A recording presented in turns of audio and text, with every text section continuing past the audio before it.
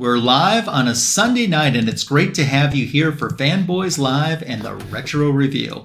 So, guys, where does Robin go when nature calls? I got nothing. He goes to the bat room.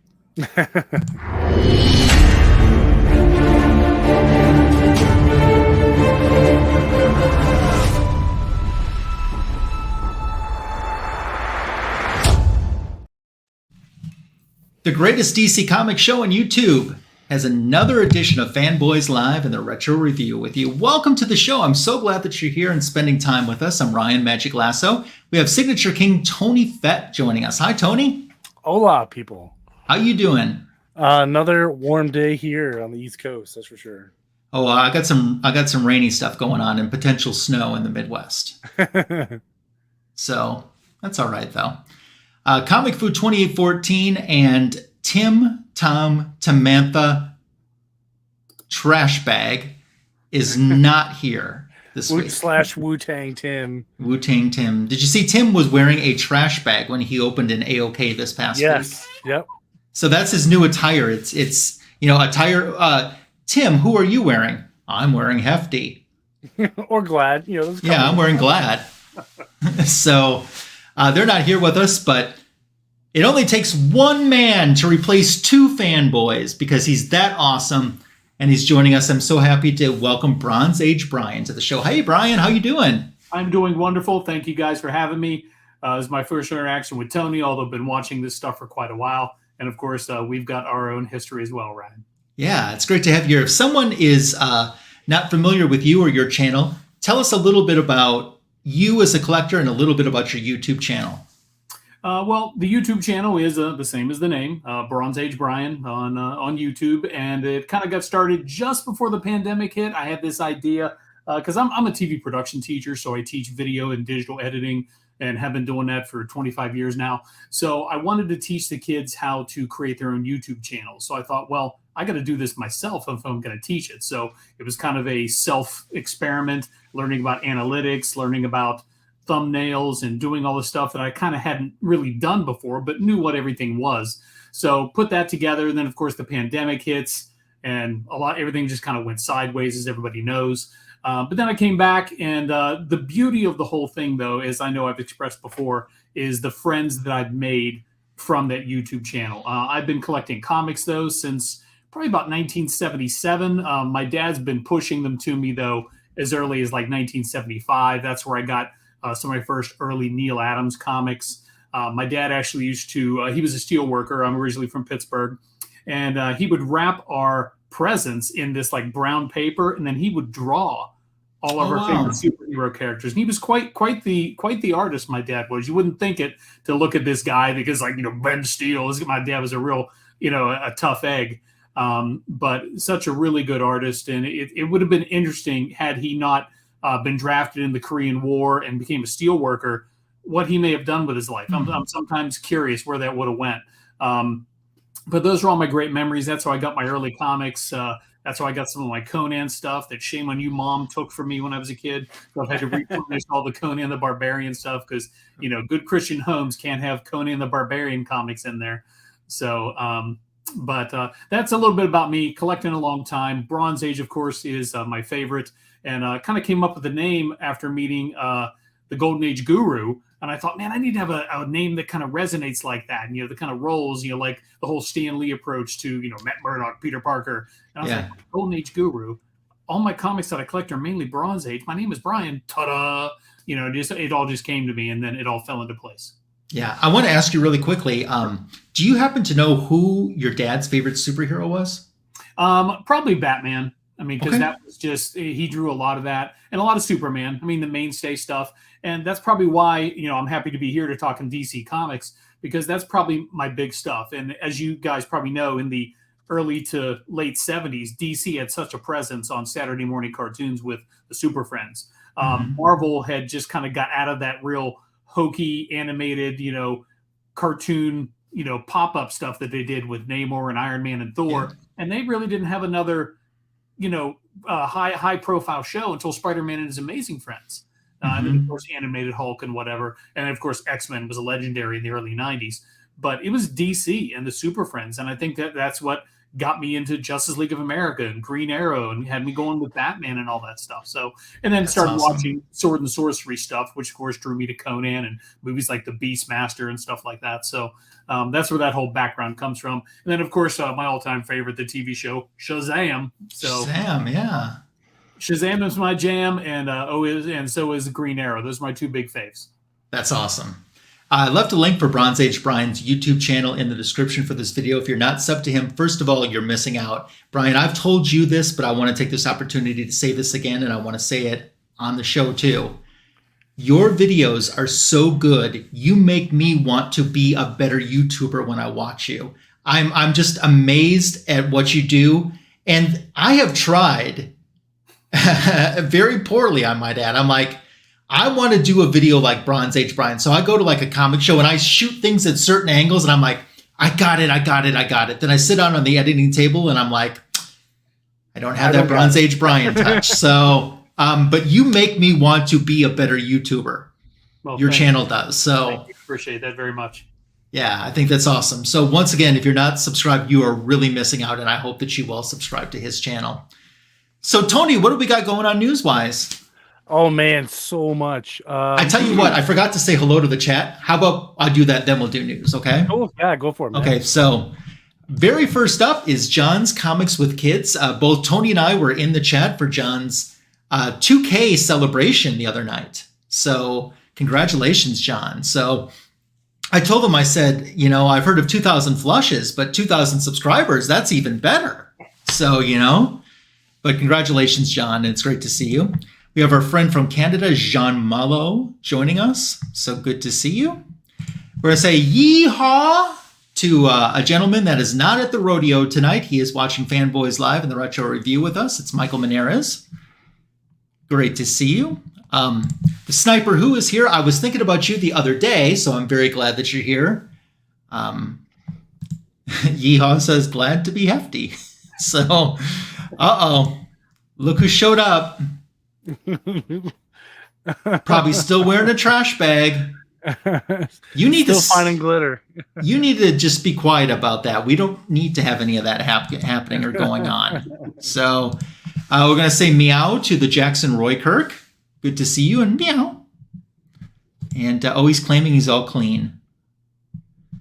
So Super Russ 9000 is joining us too. It's always great to have you here for Fanboys Live. And as other folks join us, I will be shouting them out. And if you're watching on the rewind, thank you for taking your time to watch us. Okay, Tony, news-wise, what's happening?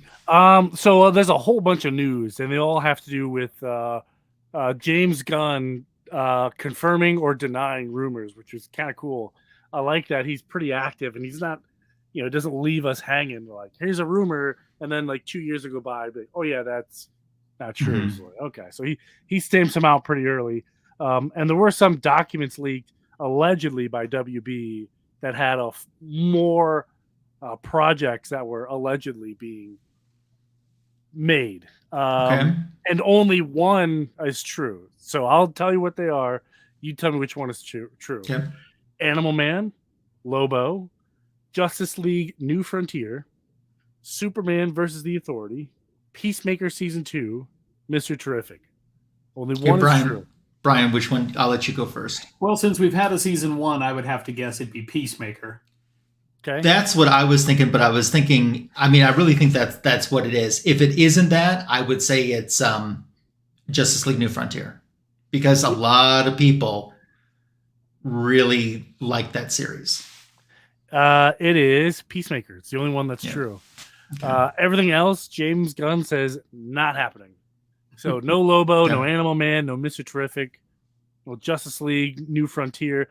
I mean, maybe he's saying no to those titles, not necessarily those characters. But Peacemaker Season 2 isn't supposed to come out until after Superman Legacy, which puts the second season of Peacemaker roughly end of 2025. Wow, that's a long time in between seasons. Yeah. I mean, the question is, will the audience still be there? I don't know. We'll find out. I don't know why they would wait so long, but yeah. But according to James Gunn, Peacemaker Season 2 not happening until end of 2025. Okay. That's bizarre. Okay. But he until 2025. Yeah, just hold your breath till 2025. Another one involved Shazam and Zachary Levi's potential future in the new DCEU. Someone said, had a tweet at him, is Zachary Levi out as Shazam indefinitely? And James Gunn said, LOL, no, Jesus. So that's kind of cool. So I guess maybe they're keeping him, or maybe they just haven't officially made a decision. So. Weren't they saying that Alan, what's his name? Alan. Yeah, Alan Richardson. Was going to be the new Shazam. Yeah. And of course, if that name sounds familiar to you, he was on Titans and he was also on Smallville. Which character did he play on Titans? Titans, Hawk. He was Hawk? Yeah, Hawk. He'd make a terrible Shazam anyway. I don't know. He's pretty built. DC Beck. He's got that face. Because I even did a post on Instagram when they were first doing rumblings of a Shazam movie, and he was in Hunger Games. I'm like, this is the guy. I'm like, cast this guy. But then he got cast as Hawk. I was like, oh, come on. I thought it was such a waste. I thought they were going to cast John Cena as Shazam because he's pretty immature at times. Yeah. And I thought it'd be perfect, because they already at the time 20 years ago had cast The Rock as Black Adam. I was like, 2 professional wrestlers, that'd be perfect. They know how to fight. I thought that'd be perfect, but I don't know, kind of blew up in DC's face if you ask me. So the other Shazam star who plays Billy Batson, what's his name again? Asher Angel. Yeah, isn't the rumor mill saying that he's going to be Superman? That one I haven't heard that one. Okay, I'm not saying that's true or it's been confirmed, but I want to say that I read that this week, that was the big rumor mill, that he was going to be Superman. I don't know if I believe that. I didn't. Yeah, I don't know if I believe that either. But, where was this one? Okay, so people were asking, James Gunn kind of for fun, like, hey, wouldn't it be cool if DC and Marvel crossed over? And James Gunn's response to that was, I'd be lying if we said we haven't thought about it. So at least someone's thinking about it. I mean, take that for what you will. But who knows? James Gunn's at the helm of DC, so maybe he can make that happen. He was kind of a big wig in both ponds, so do I think it's going to happen? I think no. I really don't. I think it's snowball's chance in hell of that happening. Mm-hmm. Just because I don't think Disney wants to play well with others. And I honestly don't think it'll happen. But another one. Let's see. I got a couple of these. James Gunn announces 8 new actors for DC reboots. So Frank Grillo is the new Rick Flag Sr. And I forget where he's from. He was in some of the Captain America movies. Yes, that's right. No, he played Crossbones in Captain America. Yeah, I remember now. David Harbour as Eric Frankenstein. Okay, he's from Stranger Things, right? Stranger Things. He's like the Soviet version of Captain America. I don't know what he is in Black Widow. Anyway, he's in Black Widow movie, and he was Hellboy. If you remember, the failed Hellboy. This one I don't know how to pronounce. Indra Vayarma as the Bride. I assume they mean the Bride of Frankenstein. And Alan Tudyk as Dr. Phosphorus, which is pretty cool.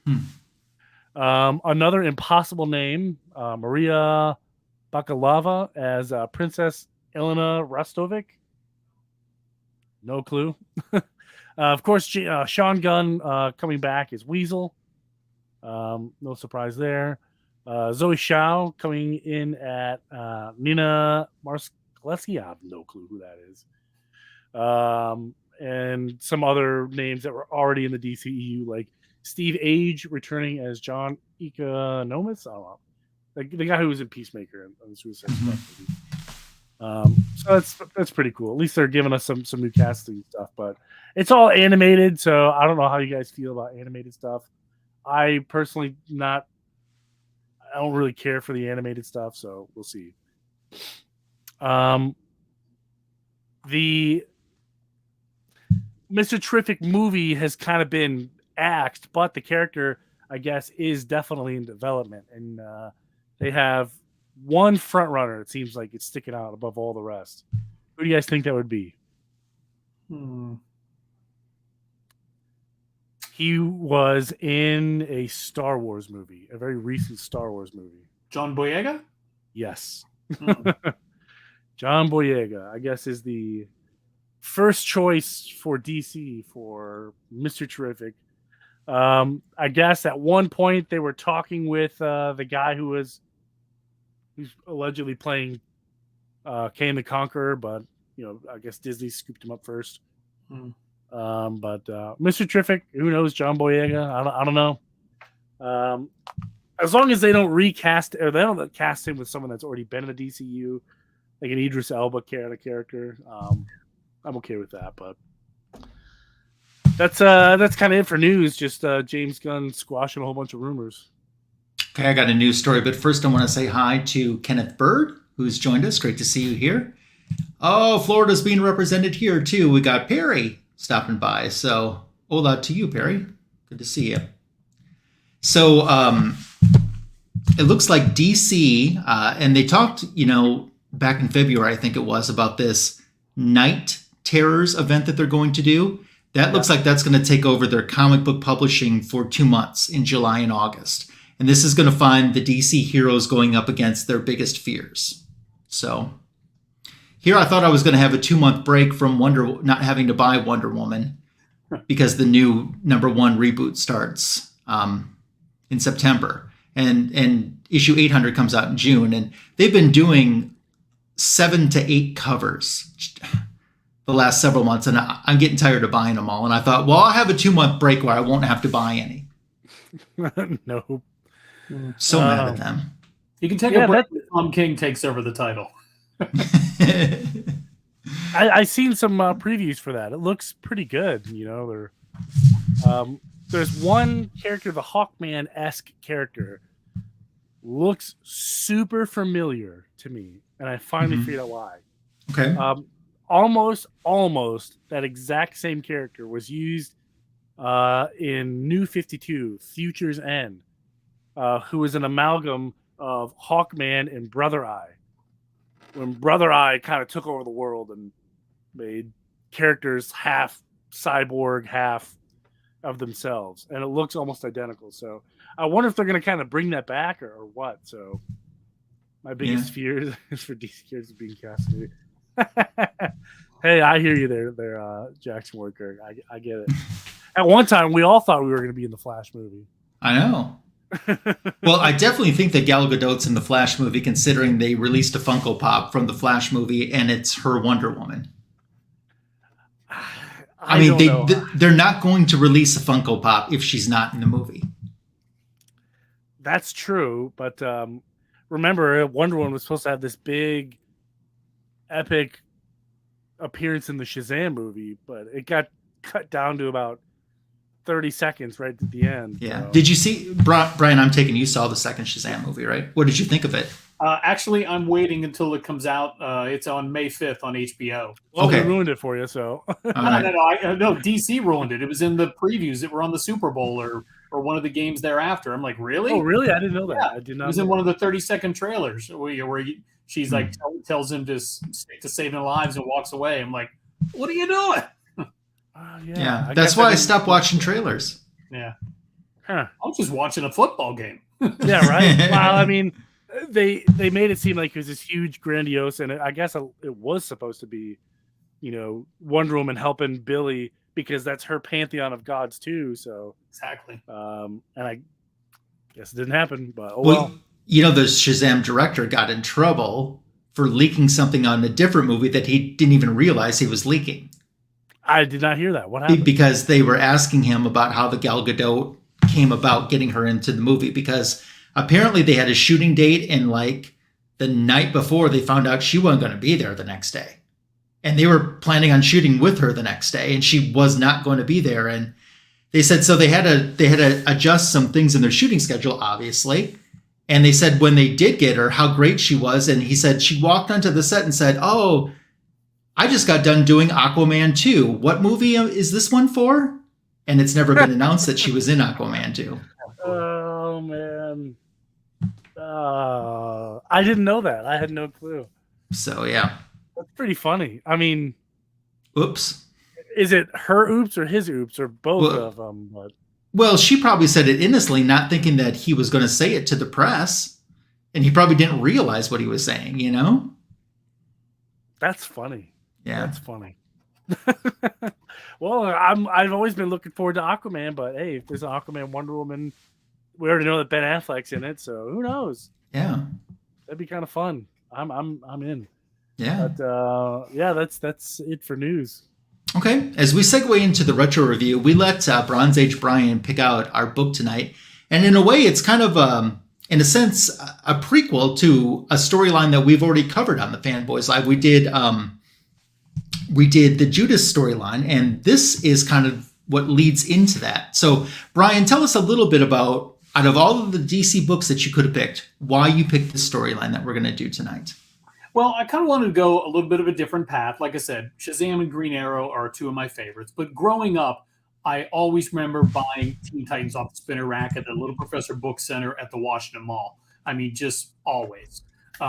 So, I mean, I think I started collecting it with my own money around, I think, book maybe 16. And I bought it for years. I could not wait. That was one of the first books that I was really drawn to when I was, buying comics myself rather than, my dad picking them up when he was out and bringing them home. So I thought, let's go to Titans. Let's go to some of the, obviously the Wolfman Perez goodness. And I knew the Judas Contract had been, well-tread territory. So I thought, let's do one of the build-ups because we were just right on the cusp in this little mini story arc here, starting with 39 to 41 of a lot of things, including the change of the title of the book. And then, of course, segueing into the emblem you're wearing right now to a speaking of spoiler alerts, if anyone hasn't read these and seen the lead up to the Judas Contract, of Robin transitioning to Nightwing. So a lot of good stuff happens in the books, and there are so many seeds, as you and I talked a little bit, backstage, so many seeds planted by these great creators that kept this book running for so long and did so well for DC Comics. Yeah, exactly what John says right here. Yeah, yes, absolutely. So, and one reason too, this is 1984, by the way, and we're going to kick off the review in just a moment. But one of the reasons that the title had changed, for those that don't know, at this point, they launched a second New Teen Titans. It was direct sales only. And it was on the Baxter paper, which was considered the nicer quality. And supposedly it took place, what was it, Brian, about 6 months in the future from whatever? Because for a while, both titles had new stories. Yeah, and that was confusing to me as a kid. I was like, wait a minute, what? So I mainly kept collecting this. And then, of course, we can see this is the last issue with, the new Teen Titans. And then we have, ta-da, Tales of the Teen Titans. And I got to be honest, as a kid, I noticed it, I think, with like issue 42 or 43. And I was like, wait. Yeah, well what's going on? Something doesn't compute. I don't know. Something like Starfire distracted me from noticing the title. It's kind of weird. Yeah, what Jackson Roykirk says, think about this. They were creating 2 stories per month because it was a while before they changed Tales of the Teen Titans to be a reprint series. Right. So, yeah, that says something. So, Tony, whenever you're ready with an assist, I'll get us kicked off with a very iconic cover for issue number 39. And I shared on Instagram a commission that George Perez did in homage to this, where it shows, instead of here we have our characters walking away, they're giving up their identities. Well, in this commission that was done, you see them from forward on, and by this point you could still see their clothes. They kept on stripping down, and they were down to their skivvies. So It's kind of a funny commission, I thought. So, But we'll get started here with this issue, and we're kicking off with, we've got these soldiers up in Alaska, and they hear a sound. They think it's probably nothing, but as you can see, it's not nothing. It's our heroes. It's the Teen Titans. And that takes us to the story Crossroads that I'll be reviewing. But check out what we get next. Look at that splash. I mean, all out action right there from, starting with page 2 and 3. The Titans are in at it. You've got every character that you love represented, all the different colors that are used. Perez never skimps on the art once. He never does. So then as we advance on into the story, we're kicking it off and finding out the Titans have shown up in Alaska, and they're hoping that this tip that they've kind of gotten from Bethany Snow, the newscaster, is correct. At first, they think that these might be, are we attacking the right people? And Raven says, no, I sense evil in these people. So these are Brother Blood's followers. And they need to break through. They need to get some information that they're looking for, which essentially is saying that Brother Blood was responsible for some of the political offices and the people that are holding the political office. They had influence on that. So they blast through this door, and what happens to them? They get caught in an electronic net. And then we have Mother Mayhem there, who's overlooking this, and they got to figure out what they're going to do to get out of this little bit of a predicament that they're in. So on the next page that you'll see that they decide to use Gar essentially as a conductor, and between Cyborg, Gar, and Corey, Starfire, that they'll be able to short circuit this and free themselves. They do, and when you get into the next page, what happens? It's all out back into action again. And they're taking on the Brother Blood goons. Mother Mayhem's there in the watching over what's going on. We have Terra there. At this point, the audience knows that Terra is not who the Titans think. The Titans think that that's their friend and their a cohort. And it's not. She's planning to destroy them. She's locked in good. And you see that Terra at the bottom of the page starting there, she's kind of recapping, and she's recapping to Deathstroke the events of what had happened, how they came to be in Alaska. And then on the next page, you see more recap here about the elections, the pay dirt, the storeroom snow was right. They found what they were looking for, weapons everywhere. The corruption, the political corruption that's set to benefit Brother Blood. And as we go down once more, and this is what I love on this next page, that we get to see who Terra truly is. And she looks, a little, remember, she's 16 years old. She's smoking already. She's got that low-cut dress going on. She's talking to Brother Blood, she's talking to Deathstroke. And, she can't stand these people, but she's getting close to getting the information that he needs. So as those two talk, they decide that it's time to stay a little bit fresh on their chops for both of them. So it's time to do a little bit of a duel. So what you always love is a supervillain versus a supervillain, essentially. And Deathstroke is costumed up. Terra is coming after him. They're both fighting, essentially for the death, even though they know that, neither one's going to kill the other one, essentially.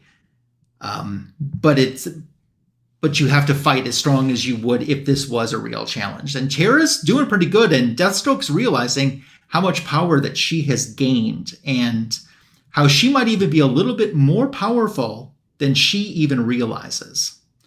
So it kind of ends their little workout. Essentially, this would be comparison to like the X-Men in a Danger Room if this was a Marvel title. Comes to an end. Terra's smoking a cigarette at the end. And she realizes, she's got to get back to the Titans Tower. So as they head back to the Titans Tower, Terra sees someone that is making transportation, and she doesn't exactly recognize who that is. So she flies down to check out who this person is, and it turns out to be Wally West. It's Kid Flash. And she's like, why are you out of costume? And he's like, I have an announcement to make. And she's like, you're not going to do what I think you're going to do, are you? And she's like, you're the only pal I have around. Well, they get in there, and Wally is, the other Titans are shocked that he's not dressed in costume, and he's there as Wally, even though they know he's Wally. And he talks about that he needs some time to be himself. Raven questions if she influenced his decision at all. And he said, I'd be a liar if I said you didn't influence me. I alternately love you and hate you. Sometimes I can't bear to be apart from you. Other times I don't want to know you exist. That's pretty powerful. And remember, this has been playing on for a long time, for her faking him to have feelings for her so he'll join the Titans. So he essentially says he's returning to college, he's given up the ring, and he wishes them all well. At that point, Robin steps in and he says, well, I have an announcement to make as well. It's not as big as Wally leaving, but it's important to me. Wally says he wants to grow up, and in a way, so do I. I'm giving up being Robin. Then you get this fantastic string of reactions from every Titan. And that is so Perez Wolfman right there. And I love every single moment. Every person's reaction is great. And Corey's concerned. And they essentially think that he's leaving or quitting the Titans. And he says that, no, he's not quitting the Titans. It's the opposite. And they kind of ask for some type of explanation. And he said, Robin's going back to being Batman's partner, and I'm giving up and being Robin until I decide what I'm going to become. I'm just plain Dick Grayson. And you see Terra right there because now she knows his identity, which is great information for the Terminator. So he starts to take off his mask. He starts to take off his costume. She encourages him to keep taking more off. And he says, thanks, Terra, but I'm only stripping away my identity, not my clothes. This isn't cable TV. And he says, it's going to be a while before I decide, what I am, and the Titans need a leader in the field, so I vote for Donna. And he's left his Robin costume behind. Everyone's hugging him and getting ready to take off and kind of in shock. And now we know that Deathstroke has the identities for that. And we assume, since he knows who Robin is, he knows who Batman is now, too. That's not said, but you assume it. He knows Kid Flash, and he's got Robin's identity. So Deathstroke's butler, so to speak, wondering if she will change her mind and betraying the Titans. And Deathstroke says no, she hates everything the Titans stand for. I tell you, old friend, she's the best little sociopath I've ever known. With Terra on our side, the Titans are as good as dead. Then on our epilogue, we have Corey and Wally and Dick traveling back away from Titan's Tower. Wally meets up with his woman, and they kind of say goodbye. And as he takes off, Dick tells Corey, he's a good man, Corey, and I'm really going to miss him. And that's the end of 39.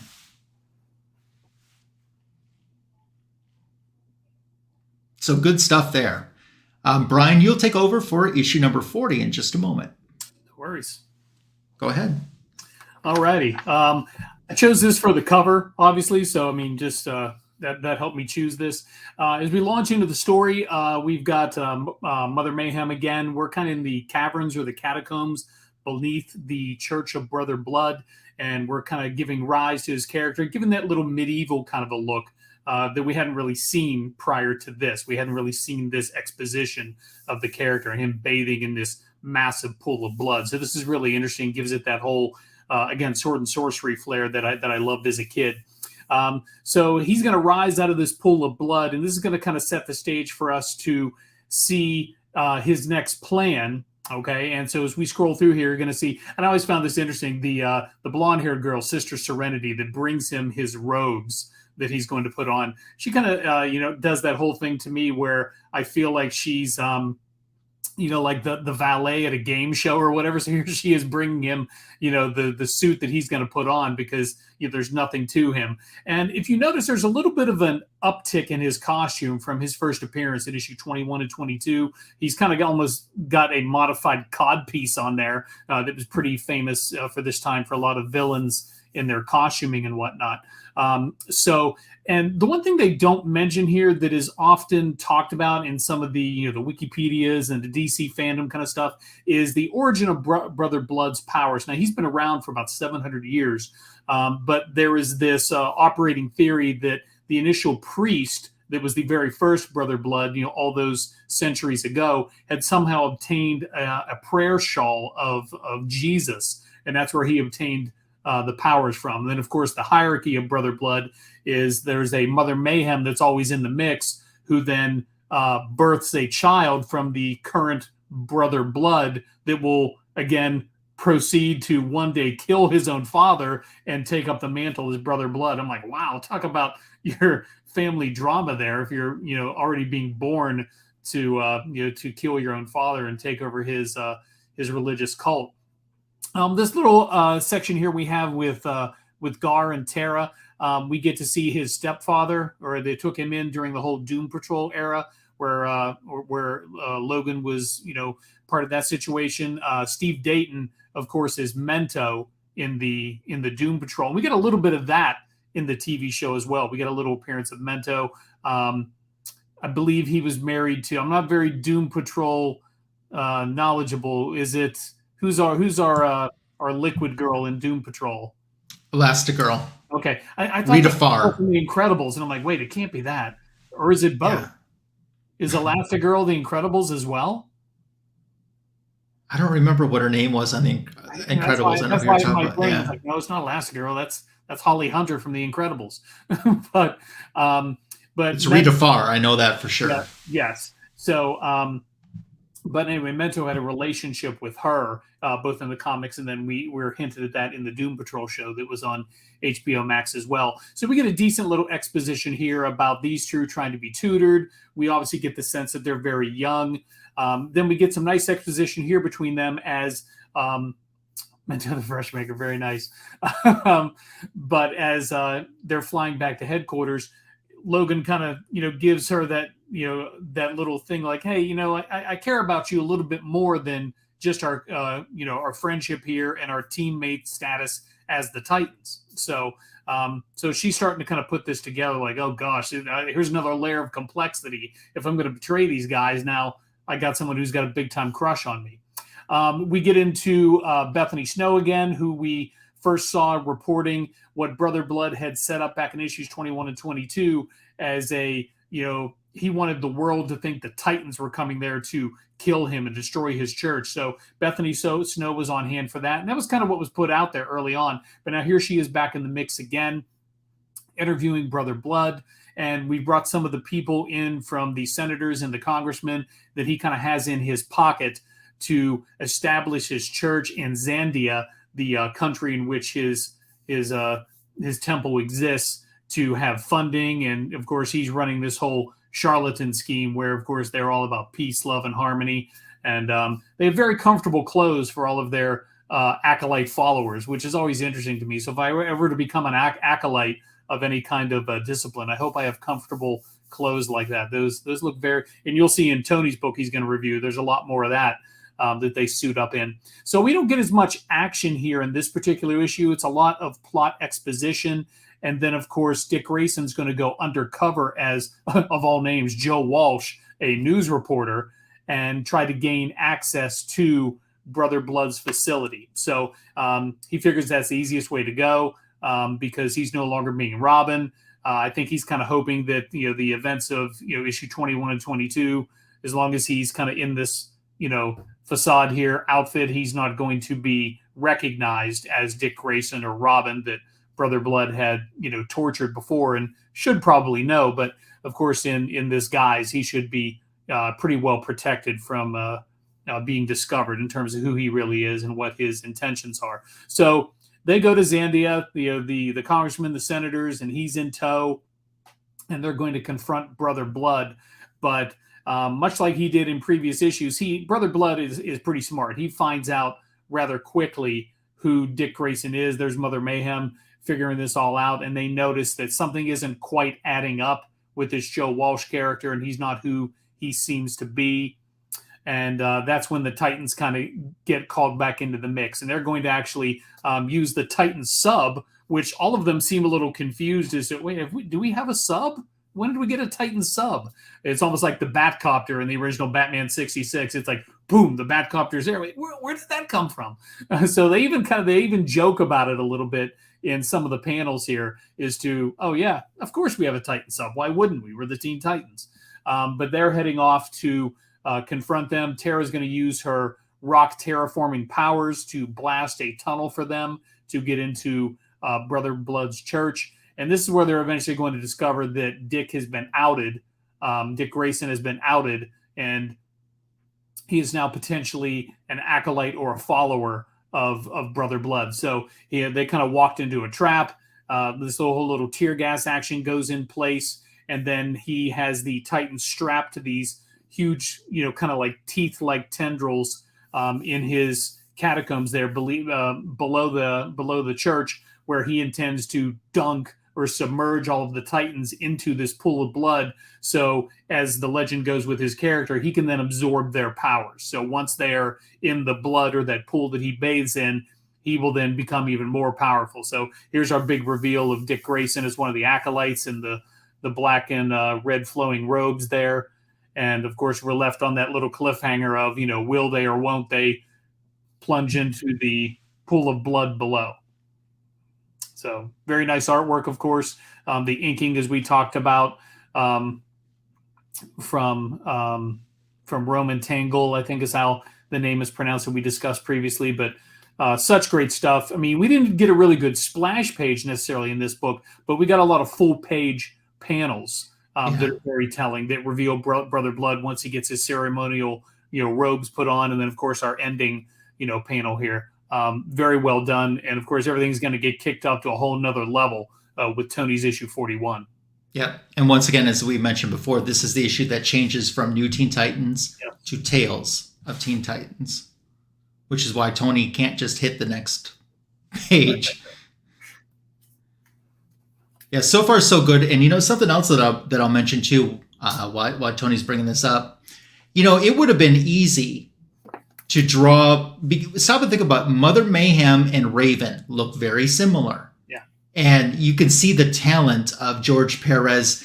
They look completely like different characters, even though wardrobe wise, these characters are very similar, and they could have easily been mistaken for one another. But yet, each has their own distinct. I think that's awesome. Distinct personality. So.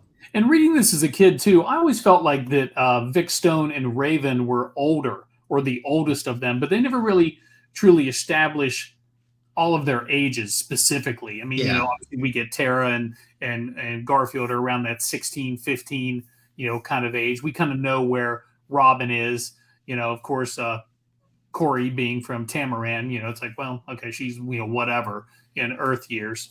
And we kind of know where Donna Troy's at. Her and Dick Grayson are probably in the same ballpark in terms of age. But just the way Cyborg and Raven are drawn, especially Raven with that, her facial structure and stuff, nowhere near the way she's presented, obviously, in the more comedical Teen Titans Go or in the live action show on HBO. Yeah. Take it away, Tony. Tony's got his mute on. Yes, so I did. Sorry. Full disclosure, this was not the book that I read. I think I read a different book. So okay, I'm going to be reading it right along with you guys for the first time. Brian and I will both help you out because we both read it. So because let me tell you what I read. I read The New Teen Titans number 41. Oh, you read like the Baxter one. Okay. Yeah. And Tony's like, he's probably listened to a retro review going, this is nothing like what I read. Well, I usually just read my issue because it's usually about the time that I have. So, but yeah, I was like, this isn't like, the story isn't really lining up to what I read. All right. Well, Brian and I will help you out with it. That's okay. So as we left off, our Titans were attached to this big skull thing that was going to drop them into lava, and Jason Blood was going to absorb their powers. So this one is called Baptism of Blood. You're right. It's like 4 years later. And then to get out of this predicament, remember Raven has that what do they call it? The soul Self. Soul Self. That's what I almost said. Soul Raven, but maybe not. But yes, her Soul Self is able to kind of encase Brother Blood and distract him, and that kind of gives the Titans as he like rips this Soul Self apart or gets out of its grasp, whatever. They're able to break loose, and that's exactly what happens here. So you have a really nice half splash page of them kind of escaping. Really enjoy that classic 80s Titans look, but they escape. They're on the run inside of the temple of the Brother Blood, and they come across, as I was skimming through this, there's a lot of really spooky characters that I'm glad aren't real.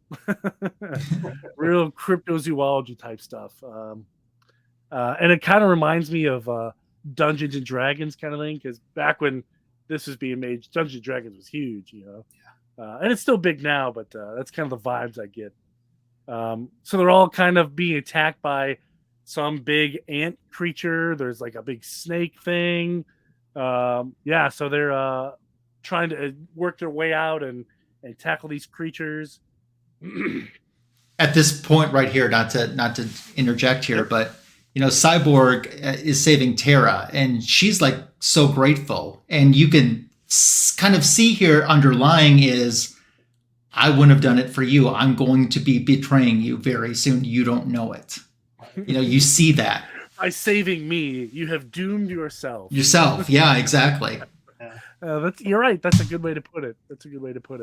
And from the little I know about Terra, she kind of puts herself in these positions, and I think on purpose, to kind of build that relationship with the other Titans, because she's not a weak character, as we saw with her duel with Deathstroke. She could have totally got out of that by herself, but you know, whatever. So they destroy the monsters. That one's turned into a giant pile of goo. That's pretty cool. So they are now confronting Brother Blood and his disciples head on. Meanwhile, I forget where are they now? I don't know where they are in the meanwhile part. Are they at the country of what's it called? Meanwhile, these are some of the delegates that are these are the people that didn't get reelected because of the corruption in the politics with Brother Blood, and they kind of went over to the country to do a little research on their own. Yeah. What was the name of the they're country? kind of getting stopped by. Was it Zambia? No, Zandia. Zandia. Sandia. Xanadu. Zandia. Zambia is real. Xanadu. They go to Xanadu. So they land. They kind of get stopped by the army here, and like, you know, you can't do this on whose authority. And he's like, you know, the president. You know what I mean? Like, you and Brother Blood are not in charge here, kind of deal. Cut back to the Temple of Blood, and they're in like this big giant hall. And I got to call out some of the detail here. Just goes to show some of the talent that they had. Like, they have like reflections in the floor of them. Like, it's even distorted like it would be in real life. Like, it is incredible. I wish they made them like this, but anyway, so we cut back to the temple, and now here comes Brother Blood's looks like robot army, which was pretty cool. But the Titans are not phased; they face the battle head on. Corey kind of handles a few with her cool blast. Cyborg takes on a couple of big robots with tentacles, and Terra's causing a couple of earthquakes, and the disciples are kind of shocked. You know, like, these are supposed to be some of Brother Blood's like biggest, you know, toys to take these guys out, and they're just absolutely destroying them. Like, it's nothing, you know. And when you had that Marvel reference for the Danger Room for the X-Men, like, this is totally just like that, you know. Yeah. I got looking at this kind of gives me like that X-Men training room kind of vibe. I don't know Yeah. why, but And keep in mind, at the same time, this is, one of DC's best-selling books, and X-Men was one of Marvel's best-selling books at the same time. Yes, which is why they had that cool crossover. But anyway, Brother Blood makes his another appearance again, and he, I imagine, shoots out some magic here. It says right here. I'm not sure what he does. He's here. There's an explosion, and some of the Titans are on the ground, including Raven. So he picks up Raven. It was an illusion. He wasn't there. Oh, was Raven it an illusion? Raven knew. She could tell that there wasn't like an essence there. So the Titans were going after him, but he wasn't there. Right. Oh, okay. I guess that makes sense. Victor Stone gets immobilized. We cut back to, here comes the army. They're rolling up to the temple. They will no longer tolerate the crimes of Brother Blood. They see on this, the president's making a big news broadcast. Hey, Tony, real quick, notice in that panel there with the tank, look at the last two words in the square bubble, what they refer to Brother Blood's temple as. A little Marvel-esque. Sanctum Sanctorum. Little Doctor Strange action there. Doctor Strange. Yep, you're right. Yeah, I never would have noticed that. Good call. Good point out. Yeah, absolutely. But yeah, so what's her name? Mother Blood? Mother Mayhem. Mother Mayhem is watching this whole thing. So I imagine she's going to go let Brother Blood know. Meanwhile, the Titans are all strung up. And then I don't know if they know that it's not Dick Grayson or that it is Dick Grayson. I'm not sure if they know that yet. But that disciple comes in, and Brother Blood's trying to get him to, press the buttons to kill them. And then he kind of smashes it. Brother Blood takes him down. And in the meantime, they all kind of escape and get Dick Grayson out of there just in time because the army showed up and they've started open fire on the temple here. There's a lot of cool art in here. I get distracted really easily. The artwork in here is phenomenal, especially the work they did on Brother Blood. Pretty awesome. Yeah. So Mother Mayhem knows something that's going on that other people don't. That the temple's about to get fired on. Yes. And this actually kind of pleases her.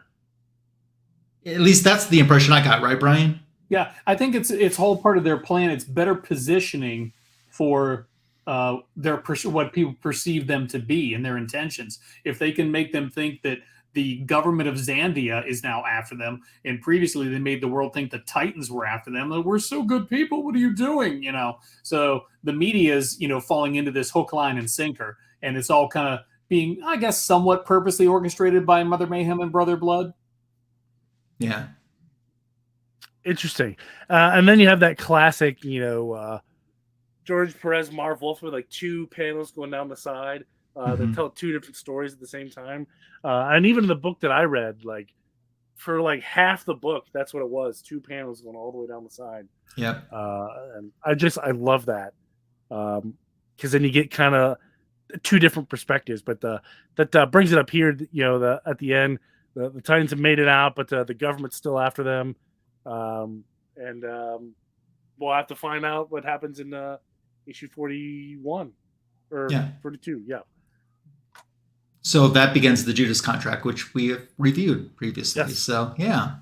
So, okay, panel thoughts on these three issues, this storyline, and a grade from 1 to 5, with 5 being the best. Brian, we'll start with you. Well, I'm going to go just under the best level at a 4 in terms of the ranking there, because there's just a little bit of like ambiguity. Like, there's some stuff that obviously me now as an adult reading this stuff that I had to kind of go fill in some of my own blanks. But so that kind of just takes it down. But still, this title, like you said, running kind of parallel with Byrne and Claremont's X-Men, just such good writing. I mean, no wonder those are two of the best-selling books, both for Marvel and DC around this time period. So the writing is spot on. The attention to detail that Tony talked about, right down to the reflections in some of the areas of the temple that they were investigating. But really, really good stuff. But like I said, the only thing that doesn't make it a perfect 5 is just some of that little ambiguity with Brother Blood. Because if you read issue 21 and 22, it's a little bit of a rehash in terms of, okay, we made the media think the Titans are the bad guy, and then he escapes. Now it's like, okay, now we're making you think the government's the bad guy, and he escapes. So then we have to wait again for him to kind of reemerge from the shadows and do that. But so, like I said, at the time, obviously, I think it's probably fair to say that kids are a really big audience at this point with these sort of books. Nowadays, me, I think we're the audience. Like the people that are anywhere between. Because that's where the kids were back then. Yeah. The kids have got their TikToks and everything else. So, but this is still my stuff. I mean, it was my stuff then, and still is now. So those are some of just those little hiccups that keep it from being a total 5 for me. Okay, fair enough. I do want to say hello to Warlord, who came in while we were retro reviewing. Good to see you, James. Tony, your thoughts? Boy, it is hard to give anything George Perez or Marv Wolfman, anything other than a perfect score, because those two are absolute powerhouses in the industry. I'm going to go ahead and I'm going to say 4 as well. The only thing that stops me from giving it a perfect score is some of the lines that don't really go well now. Some of the stuff doesn't age very well, but that's okay. They're perfect at the time that they are. I don't know, but I'm gonna say solid 4 out of 5. Art is great, story writing's phenomenal. I can just smell this comic book, if you know what I mean. Like, right out of the dollar bin. Like, it's so good. I love these. I'm going to go at 4.5 on this. And the reason that I'm going to, we remember, because he's been around for a long time, for us now, Dick Grayson is Nightwing. But for him to give up his Robin identity at that point, Brian, you know that. Us kids were like... That's huge. That was huge. That was... the issue that I reviewed with Wally West and Dick Grayson both dramatically changing their Titans persona, or how they're going to be interacting with the Titans or not interacting with them. That was so huge. And this wasn't one of those, oh, I'm quitting, I give up being a superhero, and then, they're back next month. Right. So for that, and for the fact that George Perez never skimps on his artwork, ever. Every page, like you mentioned, even the reflections, in the water, 4.5 for me. It was an enjoyable read when it first came out. And yeah, there are a few dated things in there, but it was an enjoyable reread for me here. So that's why I'm going to do that. So fair enough. Awesome. Yeah. So we're going to move on to the point of our book show portion and talk about what's coming up on our channel. Tony, why don't you go first? Sure. Keeping with today's kind of theme here, we were talking about Teen Titans, and there's a couple of Marvel references tossed in there. So I'm going to show off here. So Marvel and DC presents #1, Teen Titans and the X-Men, the Uncanny X-Men and the Teen Titans. Cool wraparound cover. We have Darkseid on the back. This is a CBCS 6.5. I want to get this one signed by Walt Simonson. He comes to the convention a lot, so I think I'm gonna turn this into a yellow label slab here, so that that'll be a lot of fun. In terms of cool content I got coming up on my channel, so in our Fanboys chat, it has been foil palooza as it is all over Instagram. I'm gonna do I'm gonna do some cool stuff with some foils. I'll show a few that I have right now. This one is the All-Star Batman convention foil. I forget what convention, because I got this when it was out. That's nice. So I forget what convention it was. I have this cool Justice League of America Return of a Hero foil, even though the story's kind of meh. And you know what? I got to blame Lasso for this pickup because he's the one who showed it to me. This Wiz Comics MegaCon foil run. I didn't even know this was even out until he said something, and it goes great with the reprint facsimile of Wiz Comics. But yeah, we're on a big foil kick, so stay tuned for a lot of foil stuff. Now you just need an original, which I will probably never even have. Yeah, I understand that. Well, speaking of MegaCon, someone who went there was Bronze Age Bryon. So first, Tony, do you have anything coming up on your channel? Oh yeah, lots of shorts. Lots of shorts. I'm gonna try to do more like film stuff, but I don't know. Got a lot of work projects on the side. Oh no. Those are bolt cutters. Long story. I was in the middle of something right before we came here, so they fell over. Actually, they leaned up against the wall there. But yeah, me and my bolt cutters. But yeah, lots of shorts coming up, obviously, and then some actually filmed stuff. So hopefully they'll do well.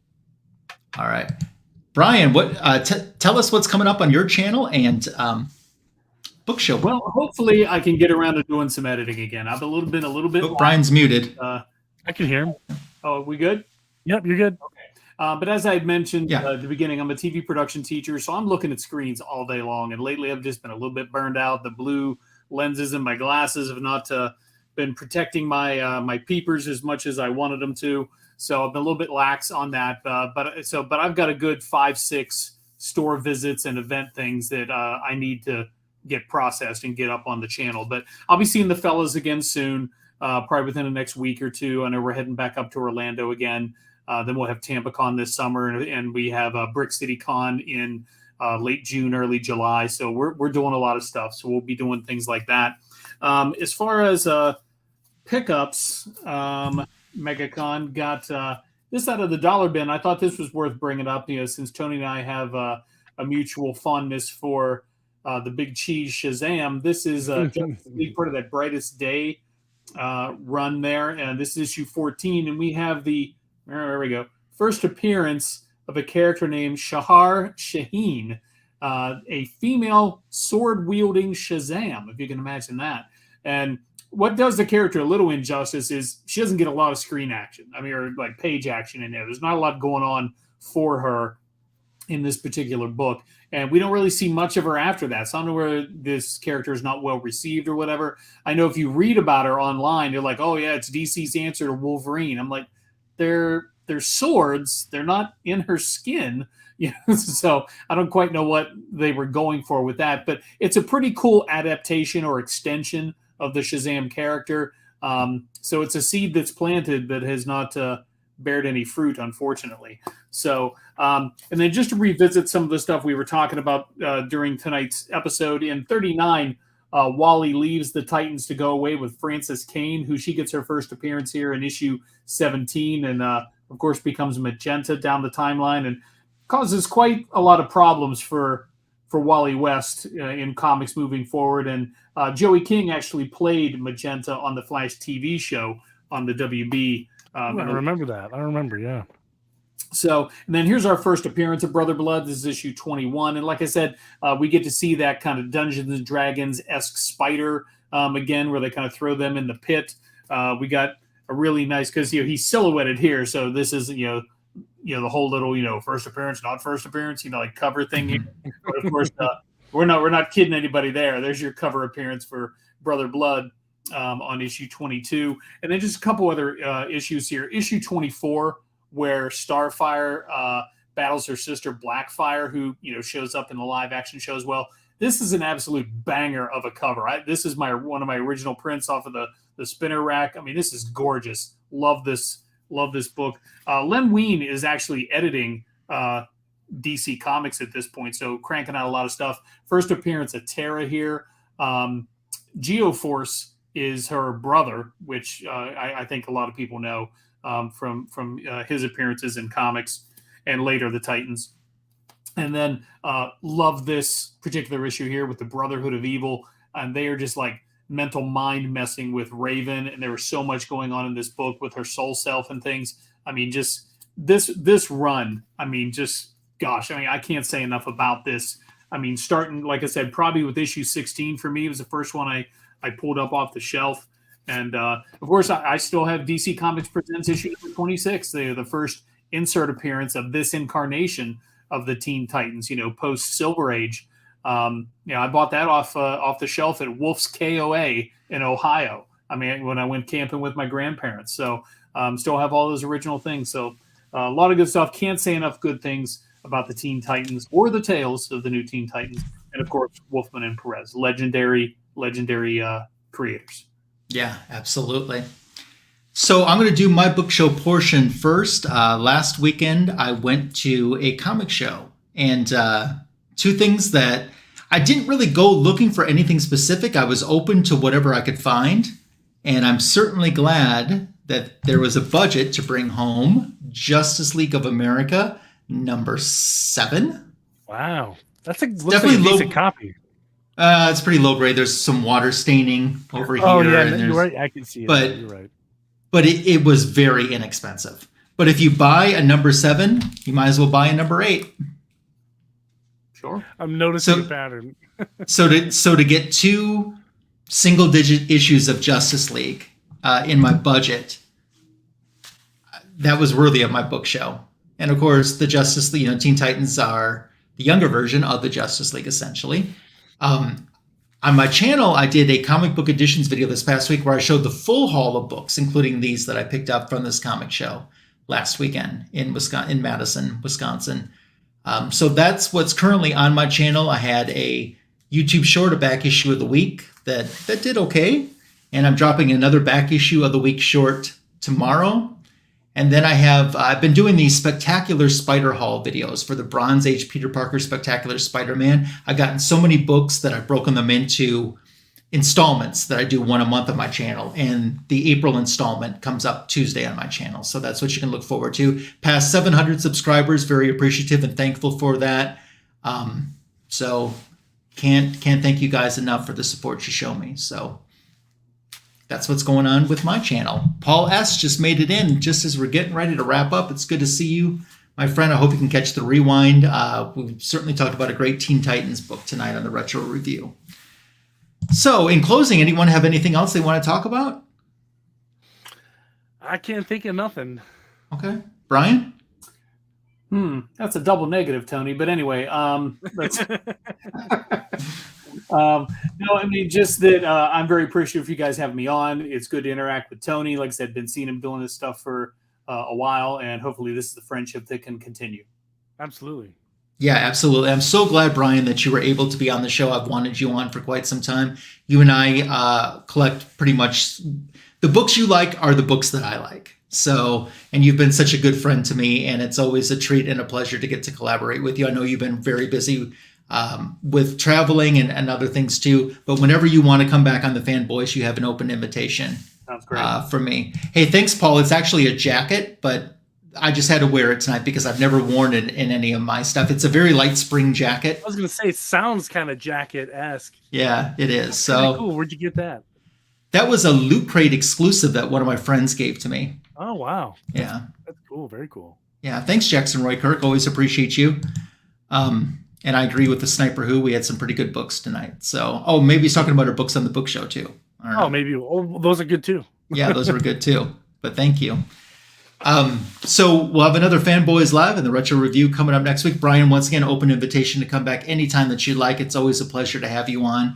Please subscribe to Bronze Age Bryon. The link for his channel is in the description for this video. If you want to sub up any of the fanboys, including the ones that didn't show up this week, you can do that as well. The links are also included in the description for this video. Until we get a chance to visit again next week, you've been watching the greatest DC Comics show on YouTube, Fanboys Live and the Retro Review. Have a good night.